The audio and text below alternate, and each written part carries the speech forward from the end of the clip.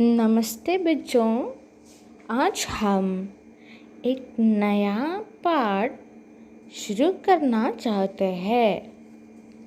उसका नाम है बाबा और बाबा की छड़ी। यह एक कविता है। इसका लेखक है गुलजार। कौन है? गुलजार।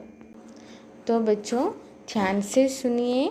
हमारा लेखक का नाम है गुलजार। आगे यहाँ गुलजार के एक चित्र भी है, उनके विवरण हमें देखें। गुलजार का जन्म पंजाब के झेलम जिले के दीना गांव में 18 अगस्त 1934 को हुआ था। गुलजार नाम से प्रसिद्ध संपूर्ण सिंह हिंदी फिल्मों के प्रसिद्ध गीतकार है। इसके अतिरिक्त आप कवि, पटकथाकार, फिल्म निर्देशक, नाटककार तथा प्रसिद्ध शायर भी है। उनकी रचनाएं मुख्यतः हिंदी, उर्दू, पंजाबी में है। वे वर्ष 2002 में साहित्य अकादमी पुरस्कार और वर्ष 2004 में भारत सरकार द्वारा दिए गए जाने वाले पद्म भूषण से सम्मानित हुए। चौरस रात लघुकथा संग्रह, जानम कविता संग्रह, एक बूंद चांद कविता संग्रह, रावी पर कथा संग्रह आदि उनकी प्रसिद्ध रचनाएं हैं। तो बच्चों, गुलजार का जन्म पंजाब के झेलम जिले के एक दीन गांव में हुआ था। उन्होंने कवि, पटकथाकार, फिल्म निर्देशक, नाटककार तथा प्रसिद्ध शायर भी थे। उन्होंने हिंदी, उर्दू तथा पंजाबी में रचनाएं की। आगे गुलजार को साहित्य अकादमी पुरस्कार, भारत सरकार द्वारा दिए जाने वाले पद्म भूषण से भी सम्मानित हुए थे। कविता जानने के बाद पहले हमें बाबा के बारे में जानना है क्या? आपके घर में बाबा है, यानी दादा दादी रहते हैं। उन्हीं के बारे में हम यहाँ इस कविता पढ़ने जा रहे हैं। कविता का नाम है बाबा और बाबा की छड़ी। इसका लेखक यानी इसका कवि है गुलजार। कविता ध्यान से सुनिए। साथ साथ चलते हैं दोनों, बाबा और बाबा की छड़ी। यानी बाबा और उनकी छड़ी हमेशा एक दूसरे के सहारे साथ चलते हैं। अगला पंक्तियाँ देखिए। पहले वो कहता है चल चल बाहर चलते हैं, और उठा लेता है छड़ी को बिस्तर पर जो लेटी हुई थी। बाबा पहले आवाज़ लगाते हैं और बाहर जाने के लिए छड़ी उठाते हैं जो बिस्तर पर पड़ी होती है। ध्यान से सुनिए। अगला पंक्तियाँ देखिए बच्चों। फिर वो उसका हाथ पकड़ के बाहर लाती है। साथ साथ चलते हैं दोनों, बाबा और बाबा की छड़ी। यहाँ कवि कहते हैं कि छड़ी बाबा का हाथ थामकर उन्हें बाहर ले जाती है और दोनों मिलकर कदम कदम साथ चलते हैं। अगला पंक्तियाँ देखिए बच्चों।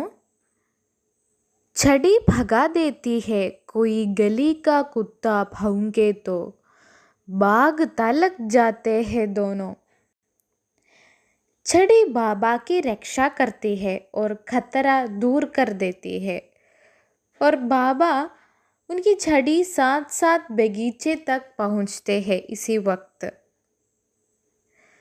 थक जाए तो बाबा अक्सर छड़ी पे माथा टेक के बेंच पे बैठ भी जाती है।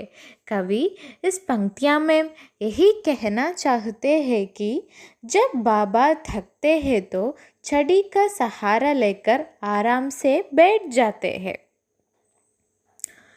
छड़ी ही उठकर कभी कभी बाबा को दिखाती है नया नया जो बौर आया है नए नए पेड़ों।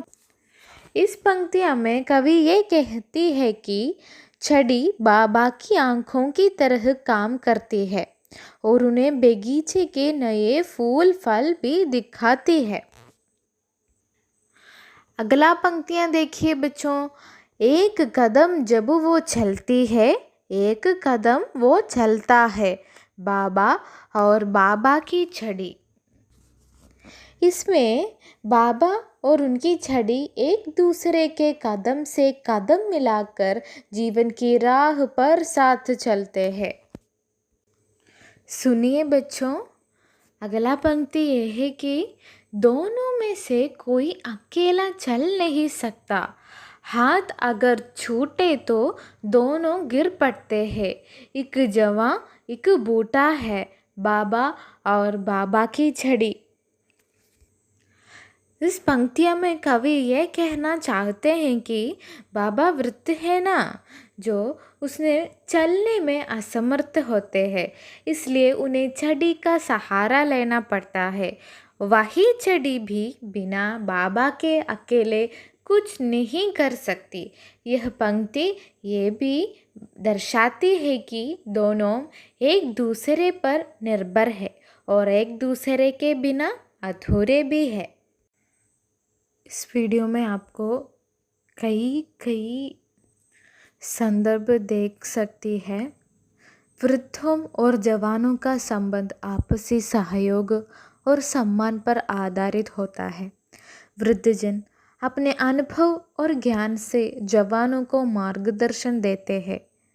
वही जवान अपनी सेवा, शक्ति और आदर से वृद्धों का सहारा बनते हैं।